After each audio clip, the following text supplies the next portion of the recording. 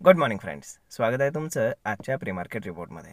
तर मग चला सुरुवात करूयात आजच्या प्री मार्केट रिपोर्टला आणि जाणून घेऊयात की आज आपल्या स्टॉक मार्केटमध्ये काय होऊ शकतं ते. त्याआधी तुम्ही जर चॅनलवर नवीन असाल तर चॅनलला सबस्क्राईब करायला विसरू नका. तर मग चला सुरुवात करूयात आजच्या व्हिडिओला. मित्रांनो, सगळ्यात सुरुवातीला जाणून घेऊयात की काल रात्री US मार्केटमध्ये काय झाले ते. तर US मार्केट हे काल रात्री सुपर बुलिश होतं आणि नॅसडॅक ऑलमोस्ट 3.25% ग्रीनमध्ये क्लोज आहे. त्याच्यामागे बेसिकली दोन रिझन्स आहेत. सगळ्यात पहिलं रिझन जे आपण कालही डिस्कस केलं होतं ते म्हणजेच तिथे रेट कटची प्रोबॅबिलिटी आता थोडीशी इन्क्रीज होत चाललेली आहे त्यामुळे.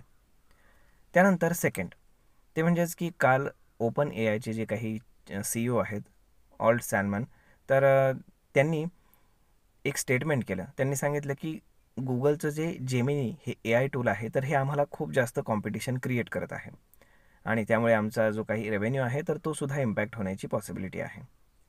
आणि ही गोष्ट गुगलसाठी एकदम पॉझिटिव्ह होती आणि गुगलचा जो स्टॉक आहे तो ऑलमोस्ट 6% ग्रीनमध्ये क्लोज झाला आणि त्यामुळेच नॅसडॅक आपण पाहू शकतो की ऑलमोस्ट 3.25% ग्रीनमध्ये आहे. अदरवाईज बाकी S&P 500 वगैरे ते 1%च्या आसपास ग्रीनमध्ये आहेत. आता जर आपण युरोपियन आणि एशियन मार्केट्स पाहिले तर ते मोस्टली US मार्केटला फॉलो करतात, त्यामुळे तिथे आपल्याला फार काही जास्त पाहायला मिळत नाही आहे, परंतु फ्लॅट विथ पॉझिटिव्ह बायस असा पद्धतीचा सिनेरिओ आपल्याला पाहायला मिळतो आहे. जर आपण आपल्याकडे म्हणजेच आपले जे ADRs USमध्ये काम करतात ते जर पाहिलं तर तेही फार आपण काय म्हणू शकतो की जरी US मार्केटवर गेलेलं असलं तरी फार काही त्यांच्यामध्ये पॉझिटिव्हिटी नव्हती. ऑलमोस्ट निगेटिव्हच ते क्लोज झालेले आहेत. आता जर आपण आपल्या मार्केटकडे पाहिलं तर जे काही US मार्केटचा जो बुलिशनेस आहे तर तो आपल्या मार्केटमध्ये रिफ्लेक्ट होताना आपल्याला पाहायला मिळत नाही, कारण आपलं गिफ्ट निफ्टी इंडिकेट करतं आहे की मार्केट ऑलमोस्ट फ्लॅट ओपन होतं आहे.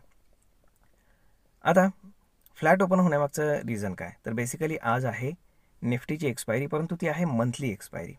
शिवाय काल मार्केटनं 26,000 ब्रेक करून डाऊन साईडला जी क्लोजिंग दिलेली आहे तर ती खूपच खराब आहे की ज्याची बिलकुल पॉसिबिलिटी काल नव्हती. त्यामुळे आज जे कॉल रायटर्स आहेत तर ते 26,000लाच येऊन बसलेले आहेत. म्हणजेच काय की मार्केटला 26,000 क्रॉस करून वरती क्लोज करणं हे एक फार मोठी गोष्ट ठरणार आहे मार्केटसाठी. आता जर आपण ओपन इंटरेस्टच्या हिशोबाने जर आपण मार्केटची रेंज पाहिली तर अपसाईडला 26,100 आणि डाऊन साईडला 25,900 ते 25,800 या लेवलपर्यंत मार्केट जे आहे तर ते येऊ शकतं आणि अशा पद्धतीनं मार्केटमध्ये मुवमेंट राहण्याची पॉसिबिलिटी आहे. आता कालचा आपण FISDIचा डेटा जर पाहिला तर FISनं 4,000 कोटींचं सेलिंग केलं आहे. त्याच्या अगेन्स्ट डोमेस्टिक इन्स्टिट्यूशन्सनं ऑलमोस्ट सेम क्वांटिटी बाईंग केलेलं आहे.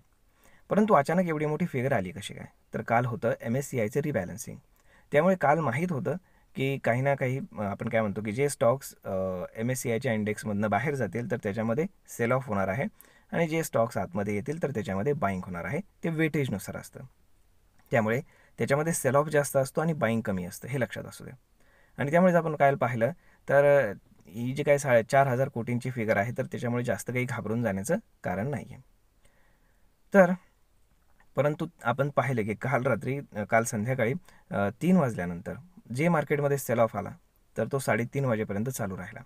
तर त्याच्यामागचं बेसिकली रिझनच हे होतं की MSCIचं रिबॅलन्सिंग असल्यामुळे काल सेल ऑफ होऊ शकत होता आणि तो झालासुद्धा. आता आज जर आपण पाहिलं तर लोकल क्यूजमध्ये एक गुड न्यूज आहे, ती म्हणजे अशी की RBIचे जे चेअरमॅन आहेत तर त्यांचं एक इंटरव्ह्यू होता, त्याच्यामध्ये त्यांनी असं स्टेटमेंट केलं की जे काही रेट कट्स भविष्यामध्ये होऊ शकतात तर त्याच्यासाठी हेडरूम शिल्लक आहे. म्हणजेच काय की आता आपल्याकडे सुद्धा रेट कटची प्रोबॅबिलिटी वाढण्याची पॉसिबिलिटी आहे. ओके, त्यामुळे जर आपल्याला जे काही बँकिंग स्टॉक्स आहेत, फायनान्शियल स्टॉक्स आहेत, तर त्याच्यावरती आपल्याला जर समजा आज एक्सपायरीच्या प्रेशरमुळे जरी समजा काही पाहायला मिळालं नाही तरीसुद्धा उद्या परवापर्यंत आपल्याला पाहायला मिळू शकतो त्याचा इम्पॅक्ट. आता US मार्केटचं जर पाहायचं झालं तर ह्या आठवड्यामध्ये शुक्रवारी त्यांचं मार्केट बंद आहे. गुरुवारी शुक्रवारी थँक्स गिविंग आहे त्यांच्याकडे, त्यामुळे एक दिवस हाफ डे आहे आणि एक दिवस पूर्ण दिवस मार्केट बंद राहणार आहे. त्यामुळे आपल्याकडे सुद्धा बुधवारपर्यंतच म्हणजे उद्यापर्यंतच मेजरली ॲक्शन पाहायला मिळेल. त्यानंतर FIs आणि बाकीचे जे काही मोठमोठे फॉरेन ट्रेडर्स आहेत तर ते सुट्टीवरती असतील. म्हणजेच काय की मार्केटमध्ये नेक्स्ट मुवमेंट जे आहे ते सोमवारपासून आपल्याला पाहायला मिळेल. त्यामुळे ऑप्शन रायटर्ससाठी दिवस चांगले आहेत, कारण मार्केटमध्ये जर जास्त मुवमेंट नसेल तर ऑप्शन सेलरच जास्त पैसे कमवतात. तर मग पाहूयात की आता काय होतं आहे पूर्ण दिवसभरामध्ये. तोपर्यंत स्टॉक स्पेसिफिक ॲक्शन जी आहे ती मात्र चालू राहील आणि क्वालिटी स्टॉक्स सध्या चांगल्या भावामध्ये मिळण्याची पॉसिबिलिटी आहे. आणि जर आपण पाहिलं तर जे काही मिड कॅप आणि स्मॉल कॅप स्टॉक्स आहेत तर त्याच्यामध्ये पडझड चालू आहे. तर ती गोष्ट बरोबर आहे, कारण आता एकतर इयर एंड जो आहे तो जवळ आलेला आहे आणि त्यानंतर मार्च एंडसुद्धा जवळ येणार आहे. कारण यावेळेस काय होतं असतं की जे काही स्मॉल कॅप आणि मिड कॅप स्टॉक्स आहेत तर त्याच्यामध्ये आपल्याला पडझड ही पाहायला मिळत असते. तर होप सो सगळं काही व्यवस्थित जावं हीच आपली अपेक्षा. तर मग मित्रांनो, हा व्हिडिओ, ही माहिती तुम्हाला कशी वाटली हे तुम्ही आम्हाला कमेंट करून नक्कीच सांगा. आणि जर आवडली असेल तर आपल्या जवळच्या मित्रमंडळींसोबत देखील हा व्हिडिओ तुम्ही शेअर करायला विसरू नका. धन्यवाद.